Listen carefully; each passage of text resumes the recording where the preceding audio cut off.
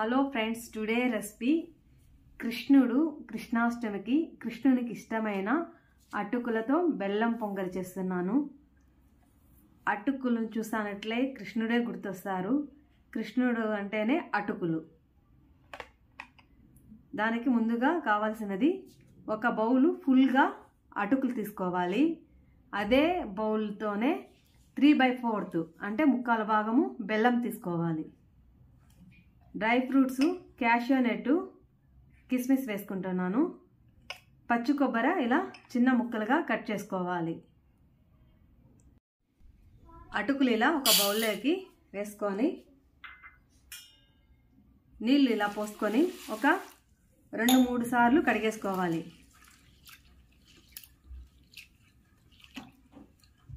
Two times శుభ్రంగా కడుక్కోవాలి. అటుకులను 2 సార్లు శుభ్రంగా కడుక్కున్న తర్వాత దీన్ని ఇట్లా నీళ్ళలోనే వదిలేయకూడదు.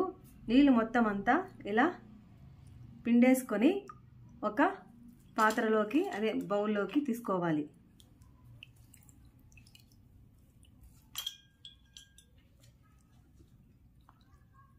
ఇలా వాటర్ అంతా పిండుకున్న తర్వాత ఈ అటుకుల్ని ఇలా 20 నిమిషాలు వదిలేయాలి.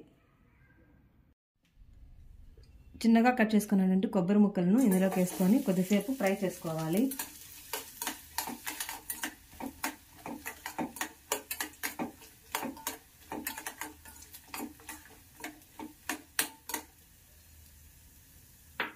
ఫ్రై చేసుకున్న తర్వాత ఒక బౌల్లోకి తీసుకోవాలి కొబ్బరి ముక్కలని. క్యాషియో నట్, కిస్మిస్ ఇందులోకి వేసుకొని ఫ్రై చేసుకోవాలి.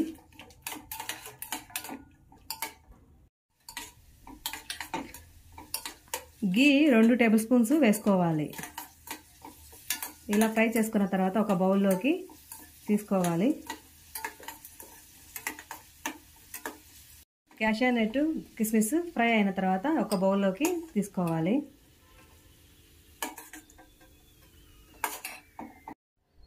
బెల్లము ఇందులోకి వేసుకొని ఎక్కువ వాటర్ వేసుకోకూడదు. టీ గ్లాస్లో కొద్దిగానే వాటర్ తీసుకున్నాను చూడండి, ఇంతే. ఒక 1/4 గ్లాస్ అంత వాటర్ వేసుకోవాలి. వేసుకొని బెల్లం కరిగే వరకు మాత్రమే, ఇది బెల్లం కరిగించుకోవడానికి మాత్రమే వాటరు చాలా తక్కువగా తీసుకోవాలి.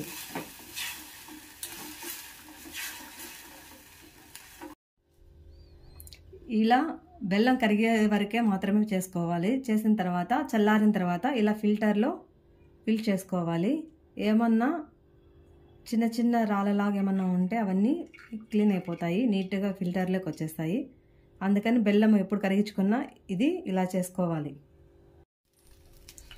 ఇలా బెల్లంని కొద్దిసేపు చిక్కగా, అంటే ముదురు పాకం అవసరం లేదు, లేత పాకం వచ్చేంత వరకు ఇలా కలుపుతూనే ఉండాలి.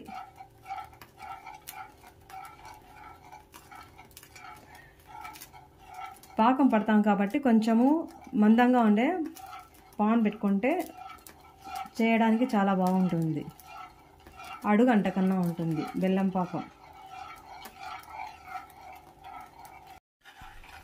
ఇలా ఈ విధంగా అయిన తర్వాత మనము ముందుగా నానబెట్టుకున్నటువంటి అటుకులు 20 నిమిషాలు అలానే వదిలేసినాం కదా, ఈ అటుకులు ఇందులోకి వేసుకోవాలి. అటుకులు అంతా వేసుకొనేసి ఒక 5 మినిట్స్ బెల్లం అంతా దీనికి పట్టే విధంగా ఇలా అంతా కలుపుకోవాలి. ఒక 5 మినిట్స్ ఇలా కలుపుకున్నామంటే బెల్లం అంతా ఈ అటుకులకి బాగా పట్టుకుంటుంది. ఇలా బెల్లము అటుకులకు బాగా పట్టాలంటే ఒక 5 మినిట్స్ లో ఫ్లేమ్లోనే ఇలా కలుపుతూనే ఉండాలి. అప్పుడు అటుకులకి బెల్లం బాగా పట్టుకుంటుంది. ఒక 5 మినిట్స్ ఇలా చేయాలి.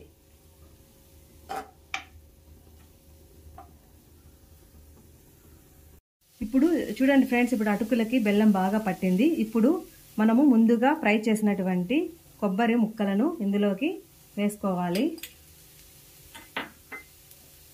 డ్రై ఫ్రూట్స్, క్యాషియో నట్, గ్రేప్స్ కూడా దీంట్లోకి వేసుకోవాలి. కిస్మిస్ వేసుకోవాలి. చివరగా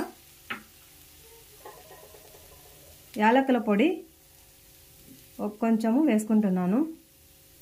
వేసుకొని అంతా కలుపుకోవాలి.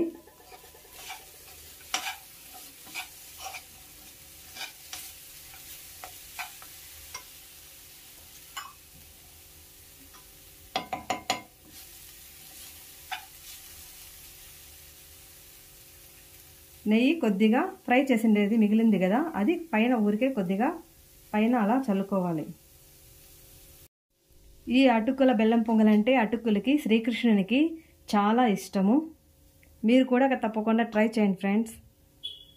శ్రీకృష్ణునికి బాల్యమిత్రుడు అయినటువంటి కుచేలుడు ఆయనను దర్శించుకోవడానికి వెళ్ళేటప్పుడు అంత గొప్ప మహానుభావునికి నేను ఏమి ఇవ్వలేని పరిస్థితి నాది, శ్రీకృష్ణునికి ఇష్టమైనటువంటి పిటికెడు అటుకులన్నా తీసుకొని వెళ్దాము అని అనుకున్నారంట. అప్పుడు శ్రీకృష్ణునికి అటుకులు అంటే అంత ఇష్టము, అంత ప్రీతికరమైన ఇష్టము అటుకులు అంటే కృష్ణునికి.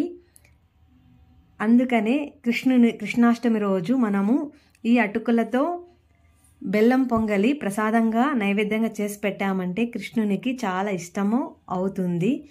అందుకని మనం కూడా ఈ రెసిపీని కృష్ణాష్టమికి ఈ ప్రసాదాన్ని అందరూ మీరు తప్పకుండా ట్రై చేయండి ఫ్రెండ్స్. Happy Krishnashtami friends.